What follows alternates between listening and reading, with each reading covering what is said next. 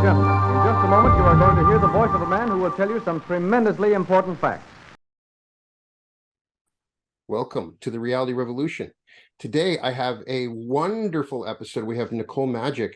Nicole Majik is an amazing coach. If you look up her website, NicoleMajik.com, she has an interesting background both in biology and chemistry as a financial advisor. And in particular, she's created a unique Alchemy of Transformation, and she runs workshops that help people overcome money challenges and blocks. And so it's a joy to get a chance to talk to her. Welcome to the Reality Revolution, Nicole. Thank you so much to have me, Brian. This is great. So tell me a little bit more about your origin story and what got you into doing this this type of coaching and helping people out. Yeah, it was actually very interesting, and your experience, your near-death experience, is very similar to my near-death experience, but totally different situations. So that's really a piece that was a huge factor in it, because everything had changed after my near-death experience.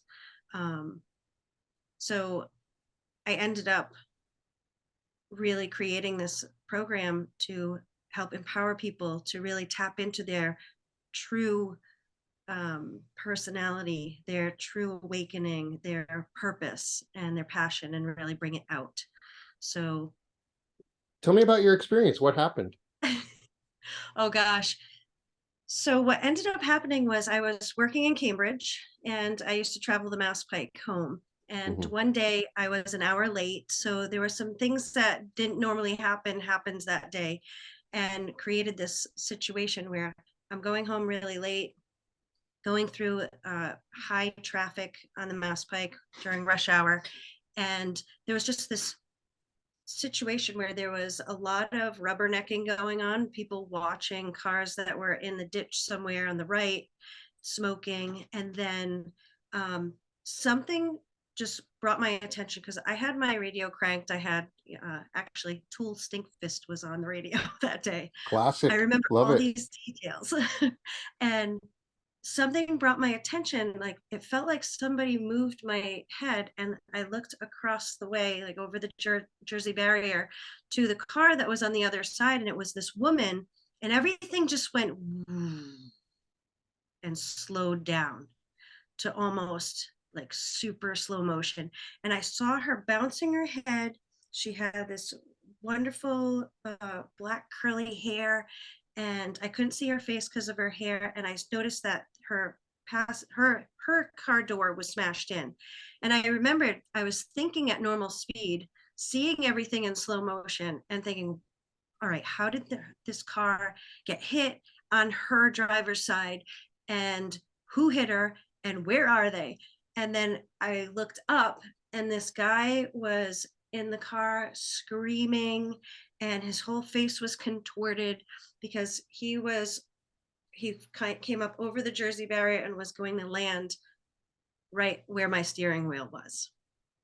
Wow. And I remembered looking at him, and like our eyes looked at each other, and I just went, I like took in a breath, and I scooched down as far as I could go in my car to protect my head, because I saw what was going to happen, or maybe I was seeing what was happening, because at that moment he was going to land basically in my lap. His car was going to flip over on top of my car. My car hood was going to crunch down and snap my neck, and I was going to die. And in that moment, I like screamed and ducked down as much as I could. And then I saw my family, my immediate family, flash before me. I said goodbye to everybody. And then this peace came over, and I said, okay, I'm ready. And then everything went black. And then I felt like I was being projected through this, I called it a wormhole at the time, like a wormhole. I felt like I was a pinball in the machine, just that fast, being shot through this hole. And then at some point I came to, and how I came to was something like this. I had my hands gripped on the steering wheel and I just went with eyes wide open, mouth like it was almost like I was underwater or something, and took that, finally came up to the surface and took a breath. That was the kind of breath it was. And looked in my rearview mirror. There's nobody behind me. There's nobody in front of me. There's nobody on the other side of the highway. This is high rush hour, where it usually would take, instead of an hour to get home, 2 hours to get home in that time. And I just remembered coming to and going, oh my God, I almost just died. Oh my God, I should have been dead. Oh my God. And I see this one lone car on the other side. And I said, oh my God, am I dead? And then my first instinct was, I have to call my mom. And I called my mom. And when she answered the phone, it went like this. Oh my God, Nikki, are you okay? I was just praying for you. I usually pray for you in the morning, but for some reason I felt like I needed to pray for you again just now, blah, blah, blah. And I just went, Mom, can you just shut up for a minute? Because I need to know if I'm dead or not. And she goes, what? You're not dead. How can you be dead? You're talking to me on the phone. And then I just was like, I really feel like I'm dead. So I'm going to back up a little bit here because this is really important. Before that happened, I was fantasizing about dying. I wanted to be dead.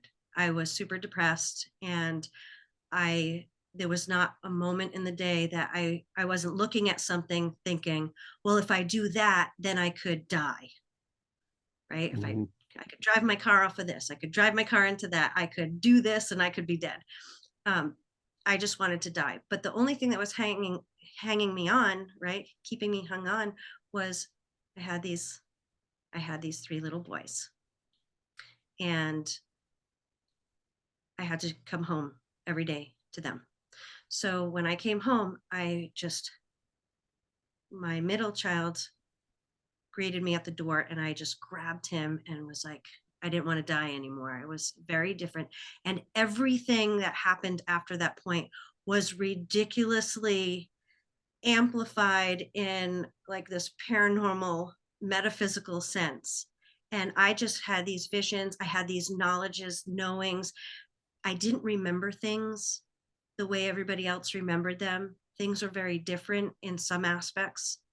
My kids would ask me, hey, remember this? And I'd be like, no. And people would say, my husband at the time would say, how can you not remember that? Because that was like one of the most memorable days or instances. And I don't remember it. Or it would be very different. My memory was very different from their memory. And I'm like, this doesn't make any sense. Or things that were supposed to be there weren't there. Things that weren't supposed to be there were there. And when I read your book, it was like the same thing. Like, wow. I could be writing this book right now. Everything that you were saying, I was like, yeah. So let me ask you, do you experience, like I do you still ask yourself if you're dead on a regular basis? It doesn't just go away. I still on a regular basis have to question, because like you said, everything seems so paranormal and not real. You know, everything seems so ridiculous. You watch something on TV and then I'm continually going, am I still dead? Right. So that's a great question, because there were times where I was like, where am I? What reality am I in right now? Or where did I wake up? Because it does feel like that sometimes. Or I'll wake up. I've literally woken up and said, okay, what reality am I in today? Right. And I'm not crazy. And you obviously went through a shift, and partially from what you talked about in your explanation, it also sounds like you're having a memory of having lived this life before. Like you had it had gone by before, and you had like you had, you know, maybe you had seen that whole thing happen and you were aware it was going to happen beforehand, partially because you'd already experienced it once before, but you're also shifting, seeing other realities, and you're becoming aware of multiple realities at the same time. Just kind of in the very background, not like obvious, but it's just in the background, right? Yeah, there is an element of that, sure. And have you seen the movie Interstellar? Of course, yes. Yeah, so of course you have. That, I hadn't seen that until earlier this year. So I had all these like missing pieces, but when I saw that movie, for some reason, everything just connected in a certain way. In that movie where you saw like that fractaling of the realities, even Mhm. though there's something that I I thought existed, there's something in watching that movie that made something click inside me and unlocked a whole bunch of information. So what I think I realized anyway, I'll say it that way. You can agree or disagree Right. or have your own opinion. Um, when I saw that, I realized that everything made so much sense that in that reality that I was in, where I wanted to die, I died. Where I Mhm. was actually thinking this is what's going to happen, I believe that that's what happened, that I died. And in that instant where my neck was snapped and I died, and then I was projected through, I got projected through to a different reality consciously because I died in that other reality. So does that But mean that we're sharing a reality with other people that have had near death? I meet people all the time. It's not necessarily that they died and came back, but it's that they experienced something that literally should have caused them to die, and then they're still alive. yeah, so I think that they die in that other reality. They shift into this reality that has mostly the same, but slight differences, which is why we can still go on and being like, yeah, I don't remember that, but memory is not so reliable. Right. Neville So we Goddard carry talks on. about the wheel of recurrence, this idea that after he experienced the promise, he started having these visions of people that had died and saying to everybody in the audience that he spoke to, it's just that we return to an earlier body and just continue living in another world, still fearful of death. So when I hear that, and I've had visions after my dad died of seeing my dad, young, happy, and he didn't know that he was dead, right? So I know, Yeah, but let's not, we can go down this rabbit hole, but it's fascinating to talk to someone else that's also experienced this same phenomenon, to know that I'm not crazy, because part of you goes through a period where you question your sanity, you question if you've gone through some post-traumatic stress, and that obviously some of what you're experiencing, you start to sell yourself, this is me, this is just, I went through maybe a psychotic break or something. And you have to accept these things and then come to terms with it and still act rational in the world, right?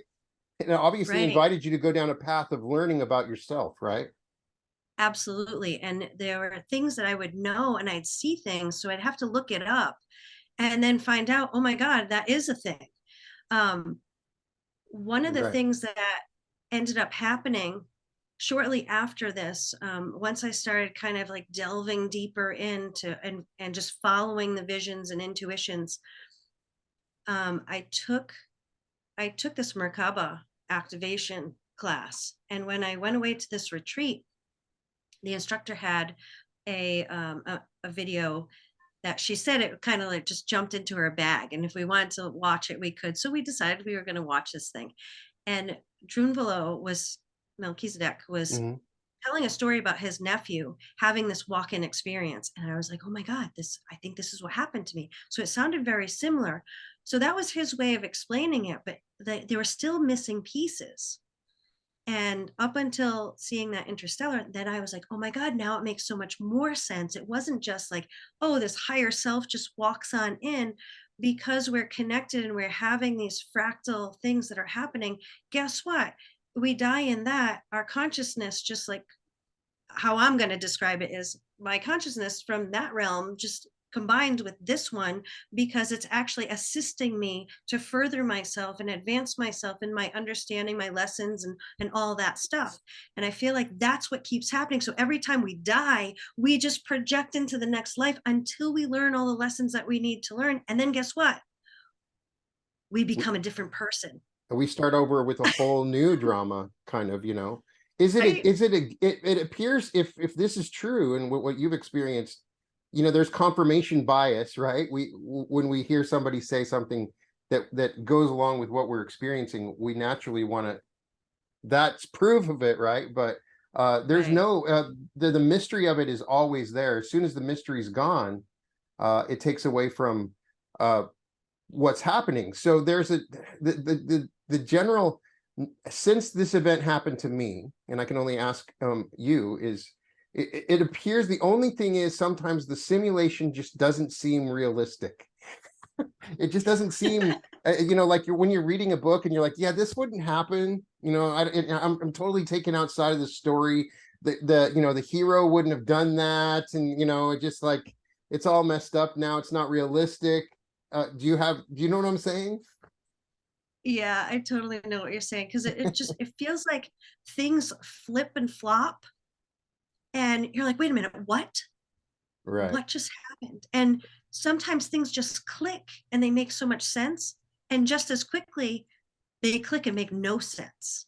There's an awareness though of these discontinuities. It's a greater awareness.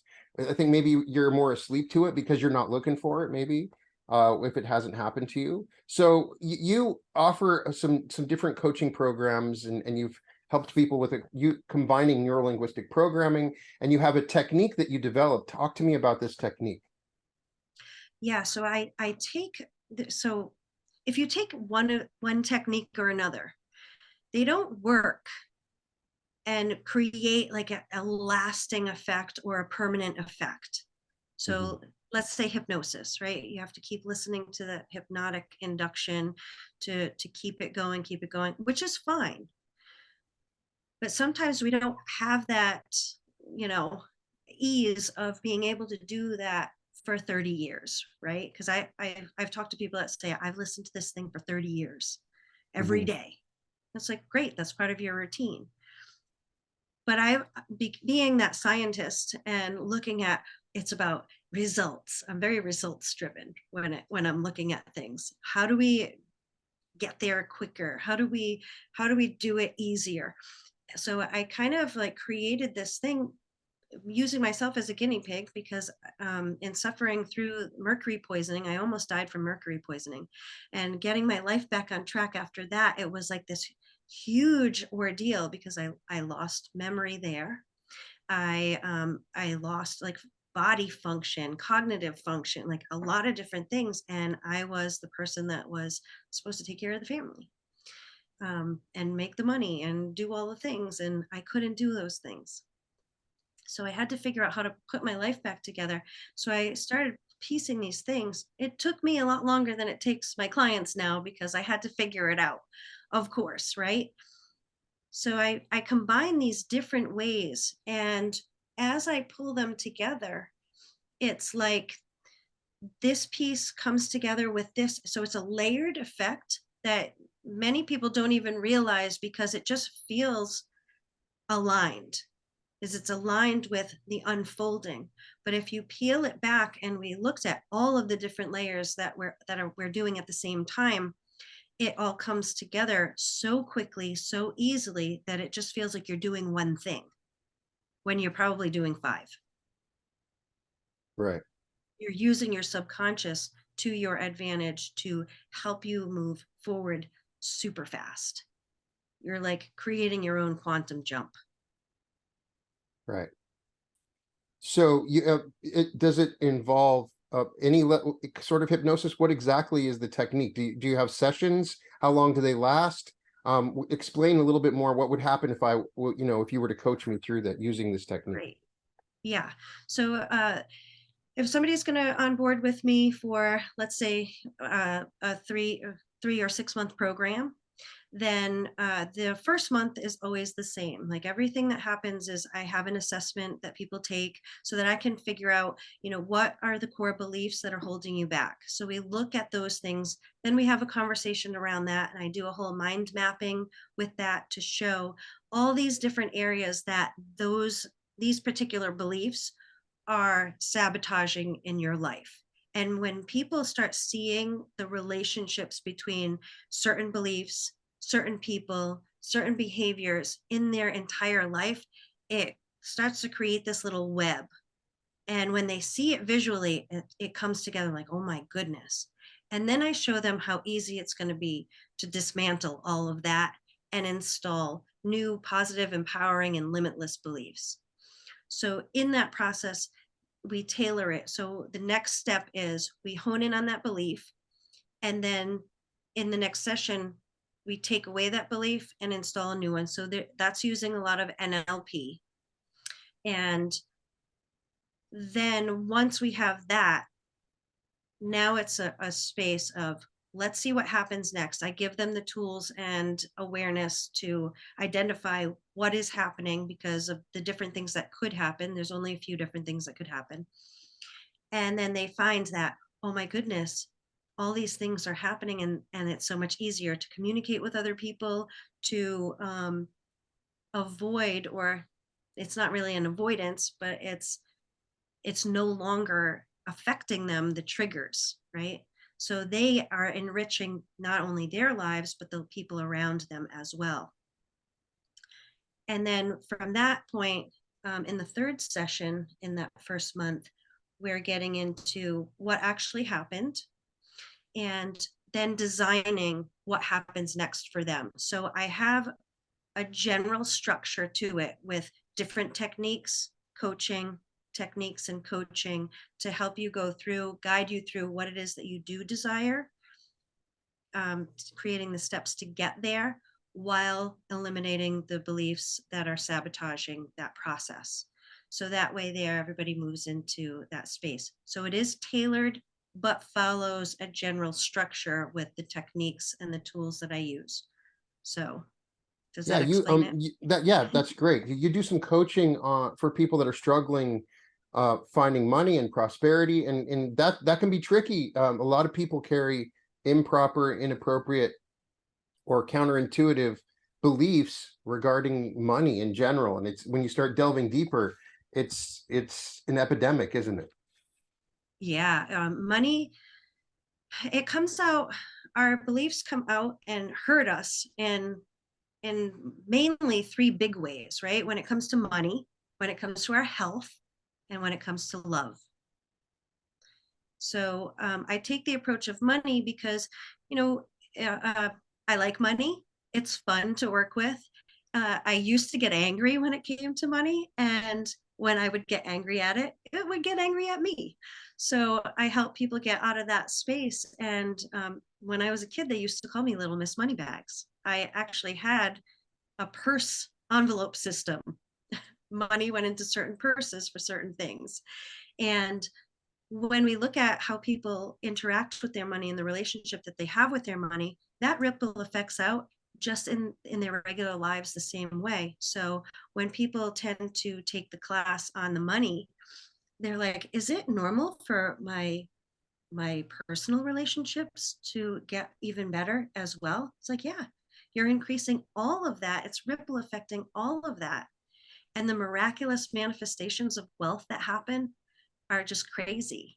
The day 4 is my favorite, where I teach certain techniques on the manifestation after we've learned about personalities and behaviors around money. And I workshop them through the beliefs to dismantle the beliefs. So through the whole process, it's building on their manifestations of wealth. And I have this technique called just picking up the pennies. And people, it switches their thought process around money. And can I tell you a story about one of Please. my participants in the last one? Yeah. Great. So one of my participants came to, and on the first day said, I don't think that I can change my beliefs around money. I'm too old. And I was like, oh, okay, we can do that. And through the process, day 4 came, and that was the techniques. And he messaged me after a little bit, and he said, you know, I have to tell you what happened after taking your class.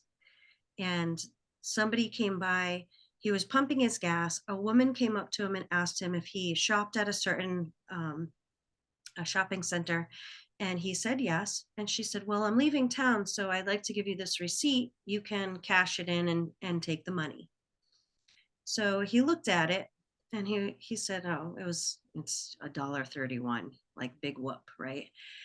But then as soon as he said that to himself, he remembered the class, and he said, oh, it's $1.31. And he switched his gears on how he was looking at it, like we did in the class. And then he said, from $1.31 20 minutes later, he got a phone call out of the blue that somebody was offering him $10,000 to do something that he loved. And then he went home and he started thinking about all this stuff, that he had this inheritance that he was looking at as a money loss. And he said, I finally realized how to change my perspective on that and look at it as it wasn't a loss, it was a gain. So I acted on it, and now that was an extra $70,000. And then he was looking at some other things that he had junk that he remembered scrapping before. And, this place gave him like X amount of thousands of dollars. And he's like, I could do that 10 times with what I have. So he said, I have all of this wealth around me. And he said, you helped me change my perspective on money. And it all started with $1.31. There's always a rippling effect, isn't there, for an initial belief that you can look later on and see a direct link to your reaction, just a tiny micro reaction in the moment that reflects your overall belief. It's always something small that spreads like a ripple in a pond. And it's always like it's almost a test, right? The simulation is set up, so we're going to test you with this 20 cents and see how you react. If you like a little taste of that, we can give you more. But if not, it's cool. We don't want to bother you with it. Yes, that's exactly how I put it pretty much in my classes. For that particular technique, it's about, how do you feel when you come across a penny on the ground? What is it that you think and what is it that you feel? Why won't you pick it up if you're one of those people that don't pick it up? Yeah. And I'm going to challenge you to start picking it up, because it is a test. The universe says, if you can't accept this small gift, you are going to reject the big gift that I really have sitting here waiting for you. So It's do so you true. want this? Pick it up and take it and tell me that you want more. Yeah. I had I interviewed Wayne Dyer's daughter, and I had got confirmation from her that he had every day woke up and he'd go for a walk, and he'd always come back with a penny every day. He always found a penny. And it was like every single day. And I started looking and seeing their pennies everywhere. And when doing that, I saw what looked like an old lottery ticket, scratch off lottery ticket in the parking lot at the bank, but it hadn't been scratched. And so I scratched it, and it was like $100 on this just lottery ticket laying out there just in the parking lot on the ground. Right? Wow. I would not have seen that if I had not been looking for the penny, or just my eyes were aware and open. It's and you may notice it too, if you find somebody that's really unlucky and you put like $100 bill on the ground, they're going to walk right past it. If it's on the ground, they won't see it. They will walk right past it. You just lay it right there. You can even make it so it's fairly visible. They could be reading a newspaper and it says, make $1,000, just call this number and it's yours. And they would just skip through and not see it, because it's not luck that's happening. It's a lack of awareness of the universe's bounty of abundance. Right? Yeah, the beliefs that are so ingrained in the subconscious mind might even see those words and completely discount it, saying that's a scam, move on, right? Because the belief is good. Even if you hand that person that newspaper that says call this number, and you say there's a number on here that you can call and get money, no strings attached, this is part of this program, and they will enter and continue with their own program. Yeah, I had a mentor, and it was a tough lesson for me to learn, because I'd say, give me the secret. I can, a magic spell or something where I can make some money. And he said, yeah, it's easy. Just ask yourself, how did I get so rich? And immediately start looking for something beautiful. So when you do that, you see the universe is already providing you with there's so many wonderful things around you. Become aware of that. People are not aware that the vast abundance that's available to them all around, everywhere, at all times. Right? Yeah, because they're so honed in, and especially, what's going on in the world today, and the amplification of fears and terrors and just negativity and those types of things that people latch onto, because negativity is something that people can relate with because we're programmed with it from birth. And flipping that switch it's actually very easy, but if you're not familiar with something, you will resist it, right? Whether it's money or love or anything else. Yeah. So that's what people get into, and then they end up committing to that neurologically. You know, I had something similar the other day. I had somebody say, you really can't change my belief. You know, and I'm people's beliefs really, they can't be changed. Like, no, do you watch TV? People's beliefs are being programmed all the time. You can change your beliefs. The belief is what you deep down believe, right? And so some people think, oh, I can't really change my belief. So whatever you do, it's not going to work. You can try all you want, right? It's not true, right? Changing a belief there is something to it for some people. But it's very, very possible. You can change your own beliefs, right? Yeah. And what was kind of going on in my head when you were saying that about that person is, I want to bring out a ruby or a sapphire or a diamond and be like, is this a beautiful stone, all polished and faceted? And then pull one out that's rough and it just looks like a pebble that you would pick up off the ground. And before you polish it, it might be ugly. It might be a nasty belief, right? Or look at it.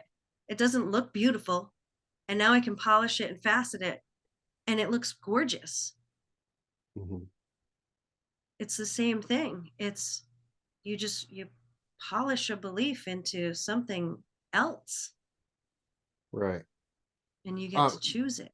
But I do get people that are almost get caught up in their past traumas to let them affect their belief. They feel like they got to go to every doctor to talk about their trauma. They want to talk to you about their trauma all the time. And so there's a point where, like, you've talked about your trauma. You have identified yourself with this trauma so that it's your whole personality and who you are. And you're coming to me to talk more about your trauma. I get this a lot. People are addicted to their traumas. Do you notice that?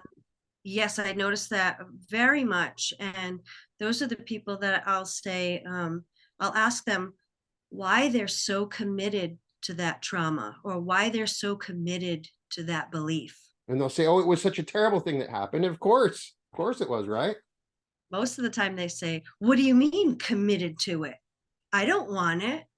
And I'm like, let's really look at that, because you're committed to it. This is all you want to talk about, right? You are committed, like hardcore, married to it, with no way out. Until you realize there is a way out, right? They have to surrender. They have to be able to surrender to the change. It's scary for some people. But almost a forgetting has to happen, to where they've let it go to a point where it's forgotten. It's there, they can pull it up, but it's more than just, dealing with it, and it's a forgetting, right? But then some people say, oh, but you can't forget it. You got to bring it up and you got to focus on it. And I get that too. I agree. You can't push it away.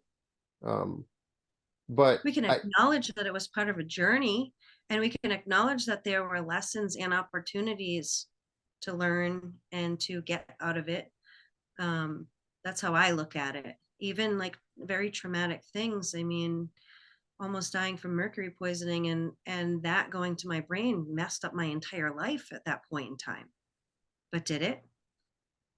In that moment, from a certain perspective, yes. And yet from another perspective, absolutely not. It was a projectile. Another thing that you offer in your looking at. Yeah. Another thing you offer coaching on is how to define your desire. It's something else. I get people that are seem off track, or they don't know what they want. And that's their struggle, is that they feel disconnected and can't find their purpose, and everything seems so bland and numb. And I can relate to that. So do you have ways that people can identify and define their desire? Yes. So this is a huge part of what I help people do, because you're right. People don't know what they want. They know what they don't want most of the time, because I don't like to feel this, or I don't like to experience that. But then when you ask, well, what do you want? Well, I'm not really sure. So I help people really focus in on that, because one of the things that you want to really look at are, what are your values? What do you value the most? Because what you do want is going to be in alignment with your values, whether you can consciously admit them or not, right? So we want to hone in on what those values are, really be aware of what makes you tick. So there's a process of really delving into the awareness of the self. And again, it's layered, right? So what you might come to me for initially, I can sit there and based off of what people tell me, I can see this isn't what they truly want. It's what they think that they want, which is okay, because then I will just hone in on what are the beliefs that are holding you back from attaining it.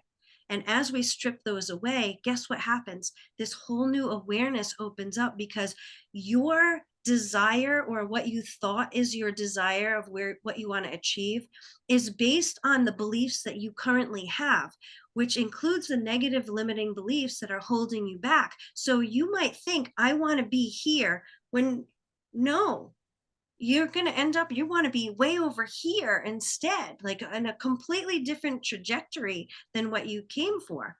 So what happens a lot of times is that people will come, that will start working on it, we start taking away the beliefs that are holding them back, and then they come to me and they say, after a few sessions, Nicole, I feel like what I originally came here for, I don't really want that. And I'm like, great, welcome to a new awareness level, right? Because what is it that you do want now? Because what's holding you back from attaining that? And we just keep stripping it away and stripping it away. And then people get into this space of, oh my God, I recognize what I'm really here for. So people that didn't quite know what their purpose was come out with clarity and focus around their true purpose, which is what I love. It's true. When you find your true purpose, that's where the magic starts to happen. That's when you find motivation and inspiration, energy to do the things that you might not normally have. And so it's very, very transformative. You also offer a free webinar on the money personality. And I was very interested in asking you about that, because I do believe in different people make money differently based on their energy system, the energy that relates to them. It's kind of like a lock and a key. For some people, they might make their money in tennis, and some people might make it in accounting, and it fits with their energy. So it's related to their personality that they define. And so what are the different money personalities? So there are several main personalities, right? So in my challenge and in my webinar, I talk about the four main ones, and there are subtypes, but the four main ones, in order to really start delving into who you are and why, we want to look at, if you're a saver, right? The saver has this whole thing about, there's never enough money. I can never have enough, and I can have piles of it and it's still not enough. So I hone in on more of the negative elements around these types of personalities. They all have pros and cons. So we all shift between different ones at different times, but we usually have a main one and then a secondary one. So we usually shift between two different personalities. And probably because when we're really learning about life, we're taking in, what do our parents do, right? We're being programmed by our parents. So if you have one parent who's a saver and you have another parent who's a super spender, and they're constantly clashing. You're going to learn about money in those clashing moments where we don't have enough money for that. Oh, don't tell your father we bought this, right? There's all these different things that tend to happen. Or, hey, my parents fought about money because dad used to spend it and not tell mom about it until it's too late. And then it's like, oh yeah, I did that because that's what I wanted to do in the moment. And that's what I felt was right in the moment. And she's saying, we don't have the money for this, even though, there's all this money that's going on behind the scenes that's piling up. And a kid says, oh, I can't have this ice cream cone because we don't have the money for that, but then they dole out $10,000 in cash in front of me for a new car. I must be worthless.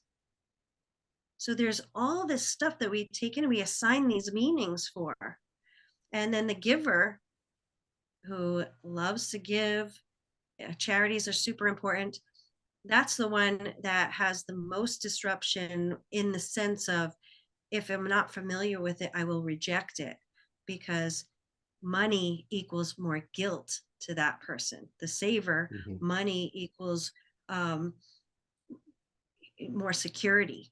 The spender, money equals more experience. I can spend money on experiences. And then I call it the peacocker, where it's the status symbol, right? That person's going to be like, instead of the spender that says, oh, let me get lunch between us because this is a great experience, the peacocker is going to say, oh, I'm going to take care of all of dinner for, all 12 of us. No big deal. I got it. Because that status is there. And that money is not the experience, but it's the power. It's the status, it's the persuasion that it can show, that lifestyle.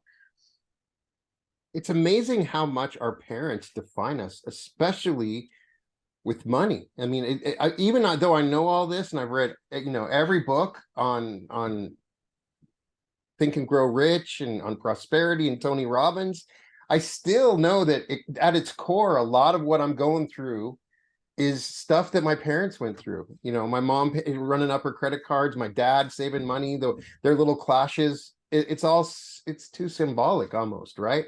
And it seems to happen all the time for most people. If your parents tell you that money doesn't grow on trees, right, then you're going to remember that, right? That there's a limit, right? So yes. It's amazing.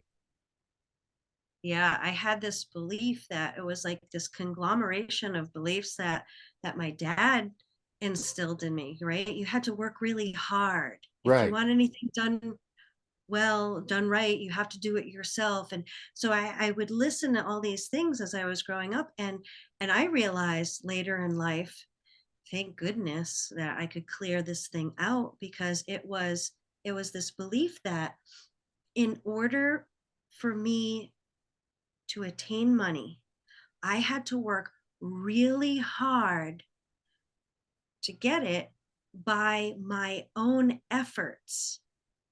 Exactly. I had the same limiting belief for the longest time. And I'll still have that little twinge of guilt when things are going really easy. And I just made some money and it wasn't that hard. And I have my dad saying, you didn't really work for that. So there's a catch, or, you know what I mean? There's always a catch. I'm supposed to look for the catch if it's too easy for me. Right. And so then I find ways to limit those opportunities. Why? Right. It's very, very interesting. Right. And I did the same thing. So if it was easy, I would find a way to overcomplicate it. Mm-hmm. And it couldn't be that somebody else could do something for me. Oh no, I have to do it myself. So, and overcomplicate it, because it's got to be hard and I have to do it myself. It's true. That doesn't help. Yeah. And so thus, when we look at that, we can see that our love lives are also determined by our parents. We saw how our parents loved. We saw that they were afraid to kiss, or they loved to kiss in front of us, or whatever, right? And so that defines how we interpret love in loving situations and relationships. Whether or not I fight, my parents, maybe they fought, right? So I'm going to, that's natural. I'm supposed to fight, right? So it's amazing if we could just eliminate our childhoods, the amazing things that we could do, right? right? Or the complete opposites, right? Sometimes we grow up and we live in this space and we become the complete opposite. But if we think about it, just like the Kabbalion says, opposites are exactly the same, they're just a different degree. Yeah, it's true. So for us, I mean, our childhoods really didn't even happen. Possibly we got shot through a wormhole or whatever. So I mean, forget about it. It's just stuff that memories in the game simulation, and we can just kind of forget about those. So it gives us the idea. Do you think we can recreate memories that are positive for us, even if they're not necessarily true in our initial understanding of what happened? What do you feel about installing different beliefs and memories based on events in the past, revising the past, that kind of thing? Yeah, that's a great question, and no one's asked that from me. And as you're asking it, like I see visuals of answers of things when people ask me questions, so it's kind of cool. Where if we go back, just like in NLP, right? So some NLP techniques, it's about going back and clearing out these negative things or traumatic events that have happened. So it's, as you were asking me that, it's almost like I could see us going back and just grabbing bits and pieces, because when you do the NLP techniques, some of them are you're shooting backwards in time to whether it's lifetimes ago. So what is that? What we talked about earlier, the lifetimes ago could be um, dimensions ago, right? We are shot through all these different dimensions, even if it's the same lifetime or a completely different person lifetime that we had. And you're kind of like picking and choosing. You're knocking out all these traumatic events that put you in a place that might be affecting you in this lifetime. So you're just like kind of erasing them in a way from your memory or from it affecting you in some way negatively. Right. So I feel like it's kind of that version of it. Maybe someday there'll be some technology where you can go and have memories implanted. Just gonna go in and have memories implanted. We'll see. I might actually consider it, but I think I'm good. I think I can change my memories without having any technology. So I think you can do that anyway. Your brain, yeah, with that. if you sat there and you created a memory that was super, I mean, what do you do when you're manifesting? You're creating a memory for the future, right? So you are doing that essentially. You're basically saying, this is what I want. And then you're bringing in that whole sensation and feeling behind it in order to make it happen. So you've already created the memory in the future here in the present. Right. So I think it's amazing. You also have a workshop on techniques in psychokinesis. Uh, Fork this, bend that. So you can teach people how to bend the fork and move items with their mind. Tell me more. Okay, great. I love that because this was a way for me to introduce the techniques that I call it the window of miracles.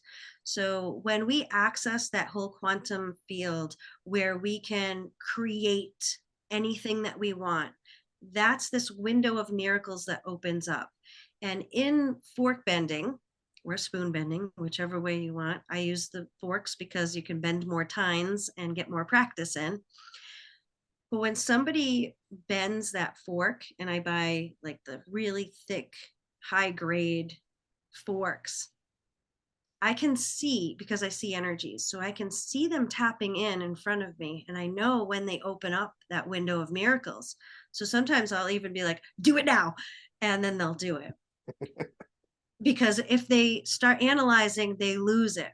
Right. So I teach them how to access it once you feel it. So a lot of the things that I do, it's experiential, because we have to experience something in order to make something different happen. We have to understand the experiential factor.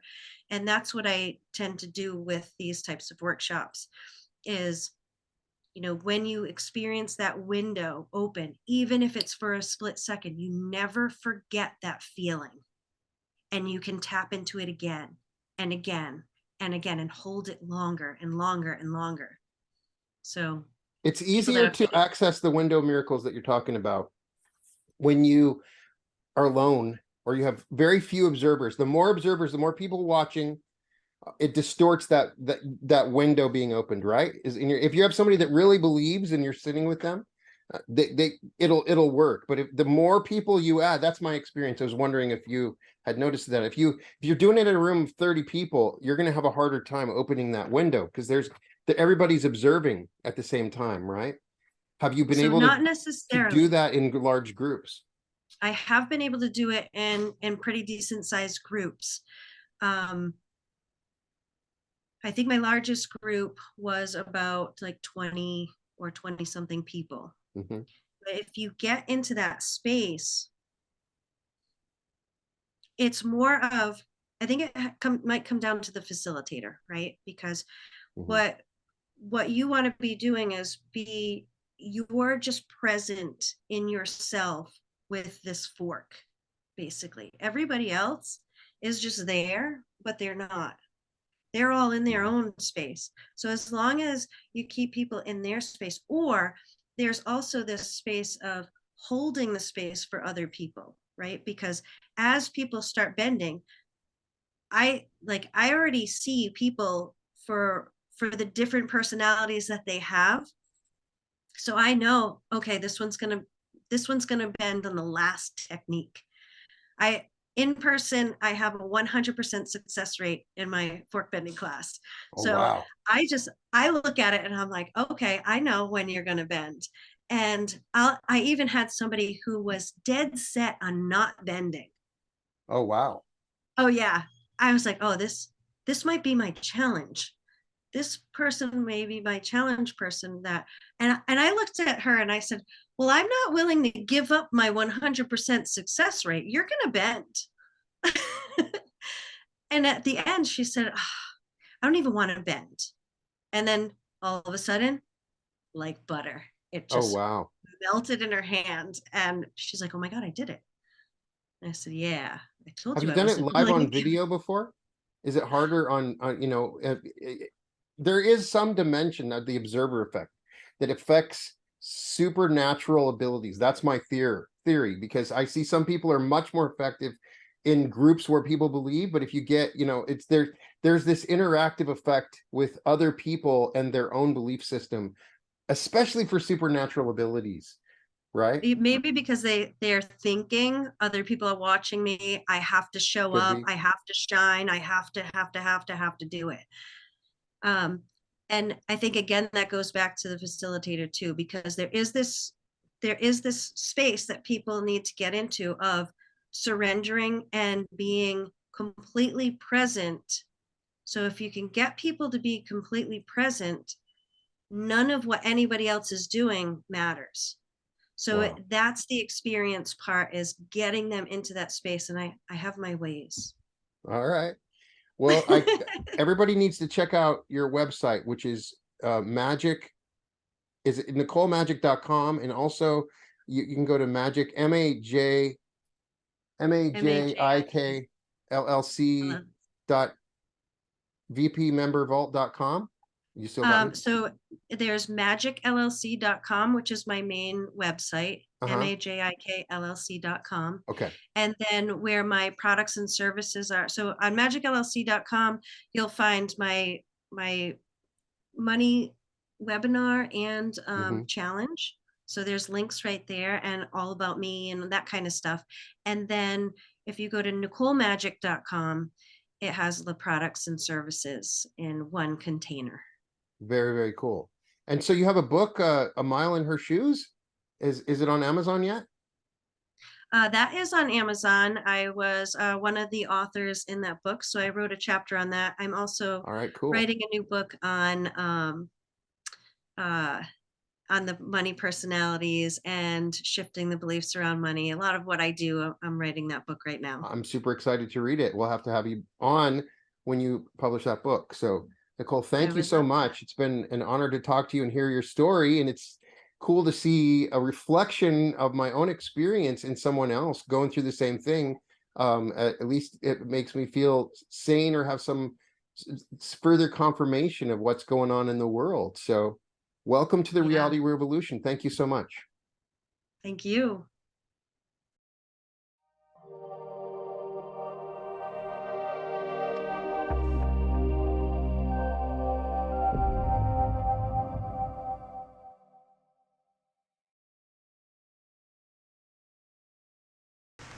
We return you now to your local announcers.